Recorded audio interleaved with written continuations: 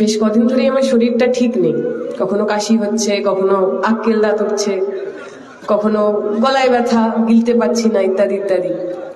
তো সাধারণভাবে যদি আমাদের অল্প শরীর টরীর খারাপ হয় তাহলে আমরা ওষুধ খাই না, যে নিজে নিজেই ঠিক হয়ে যাবে, একটু সময় দিই, বাড়িতে থাকি, রেস্ট নিই, মার খাবার খাই, একটু বাড়ির খাবার দাবার খাই, শরীর ঠিক হয়ে যাবে।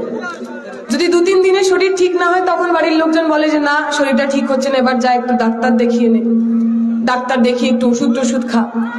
অনেক সময় হয় শুধু ওষুধ খেলে ডাক্তার দেখালেও হয় না, যদি যেতে লেট হয়ে যায়, যদি যেতে সময় চলে যায়, ডাক্তারবাবু তখন বলেন আর ওষুধ খেয়ে লাভ নেই, এবার অপারেশন করতে হবে। পশ্চিমবঙ্গের মানুষের অবস্থাও সেরকম হয়েছে। 2011 সালে তারা যখন মমতা ব্যানার্জিকে নিয়ে এসেছিলেন, তৃণমূলকে নিয়ে এসেছিলেন, যখন তৃণমূলের ছোট বড় নেতারা ধীরে ধীরে পাড়ায় মাতব্বরি করছে, ভেবেছে তো হয়, কদিন যাক, আপনা আপনি সব ঠিক হয়ে যাবে, কিছু করেনি। 2016-তে যখন আবার তারা ফিরে এসেছেন, 2019-এ যখন তৃণমূলের সঙ্গে আবার বিজেপিও সাঙ্গাত হয়ে তারা এই রাজ্যে ফিরে এসেছে, তখন মনে হয়েছে এবার একটু গন্ডগোল হচ্ছে, এবার একটু ডাক্তারের কাছে যেতে হবে, ডাক্তার দেখাতে হবে। কিন্তু ডাক্তারের কাছে দেখিয়ে ডাক্তার তো বলেছে যে আর ওষুধ টষুধ দিয়ে লাভ নেই, আর মিটিং মিছিল করে লাভ হবে না, এবার অস্ত্রোপচার চাই, এবার অপারেশন করতে হবে, তৃণমূল বিজেপিকে ওদের ভাষায় জবাব দিতে হবে।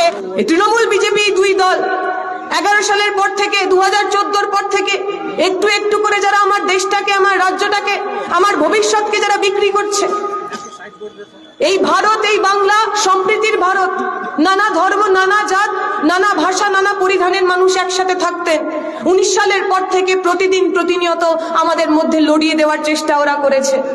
পশ্চিমবঙ্গের মমতা ব্যানার্জি বলে এসেছিলেন মা মাটি মানুষের কথা, বলেছিলেন পরিবর্তনের সরকার হবে, গরিব মানুষের সরকার হবে, আর নির্বাচনে জিতে আসার পর মা মাটি মানুষকে বিক্রি করে দিয়েছে, জমি বিক্রি করে দিয়েছে, মায়ের ইজ্জতকে বিক্রি করে দিয়েছে। 20,000, 15,000, 30,000 টাকায় নাকি ধর্ষণ হবার পর মা বোনেদের ইজ্জত দেওয়া যায়।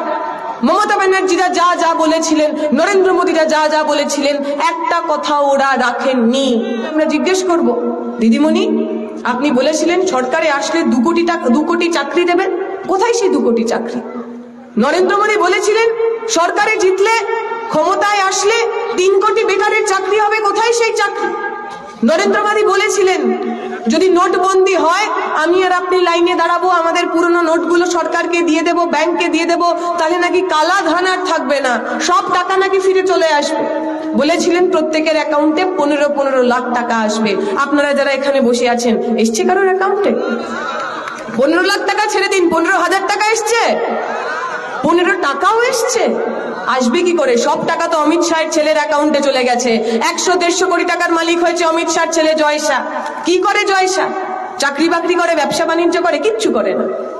বিসিসিআই এর প্রেসিডেন্ট বানিয়েছে, ওকে যদি হাতে একটা ব্যাট দিয়ে দেওয়া হয় আর আপনার পাড়ার ছেলে যদি তাকে বলে ওকে একটা বল কর, প্রথম বলেই ওকে আউট করে দেবে। সে নাকি হয়েছে বিসিসিআই এর প্রেসিডেন্ট, অমিত শাহের ছেলে বলে।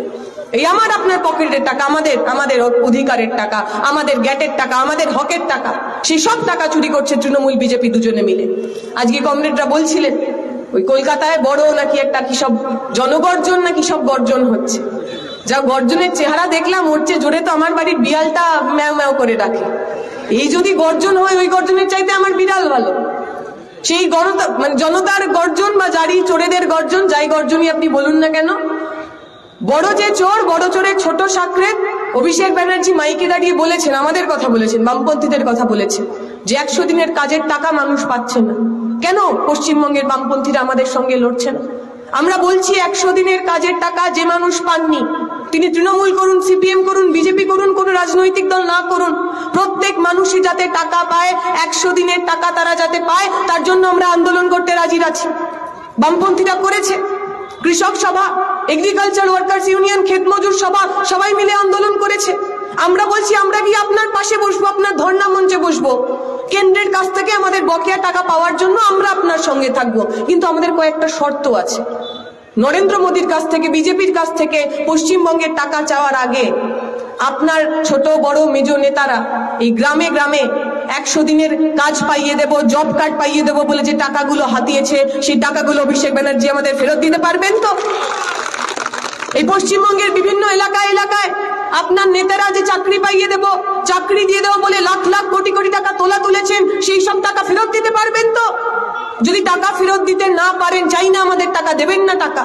ওই 200 দিন ধরে কলকাতার রাজপথে যে ছেলে মেয়েগুলো পরীক্ষায় পাশ করার পর শিক্ষিত বেকার যুবক যুবতী যারা ওই মাটিতে বসে রয়েছে, তাদের 5টা বছর 10টা বছর আপনি ফিরিয়ে দিন।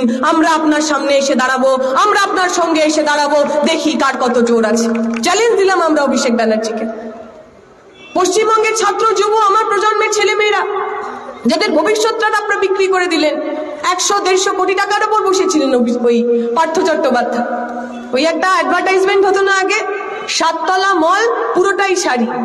তৃণমূল আসার পরে অ্যাডভার্টাইজমেন্টের নামটা একটু বদলে গেছে, 7 তলা মল পুরোটাই চুরি। আমাদের মায়েরা যখন দোকানে যান, গিয়ে বলেন না অমুক ডিজাইনের অমুক কালারের একটা শাড়ি দেখান, সেরকম তৃণমূলেও বিভিন্ন ধরনের বিভিন্ন ডিজাইনের চোর পাওয়া যায়। আপনি বলবেন মহিলা চোর, সঙ্গে সঙ্গে কাকলি ঘোষ দস্তিদারকে এনে দেবেন, এই যে মহিলা চোর, ভালো মহিলা চোর। আপনি বলবেন পুরুষ চোর, সঙ্গে সঙ্গে ববি হাকিমকে নিয়ে আসবে। আপনি বলবেন না না একটুখানি গোলগাল মোটা সোটা চোর চাই, বলবে এই যে পার্থবাবু বসে রয়েছেন, পার্থ চোর। আপনি বলবেন না না একটুখানি রোগা পাতলা যদি কেউ হয়, আপনার অত রোগা হয়তো পছন্দ নয়, আপনি বললেন যে একটু অলস চোর চাই। আপনি বলবেন এই তো দেখুন না মদন বাবু, টাকা নেওয়ার সময় উঠতে পর্যন্ত পারেননি, শুয়ে শুয়ে টাকা নিচ্ছিল। তাই বেটে চোর, মোটা চোর, পাতলা চোর, রোগা চোর, মহিলা চোর, পুরুষ চোর, হিন্দু চোর, মুসলমান চোর, যেমন যেমন চোর কারুর দরকার তৃণমূলের কাছে গিয়ে বললেই পেয়ে যাবে। আর যদি আপনার তৃণমূলে মন না ভরে, যদি মনে হয় না এগুলো ছোট চোর, একটু বড় চোর লাগবে, চলে যান বিজেপিতে, শুভেন্দু অধিকারী করার আপনার সামনে দাঁড় করিয়ে দেবে।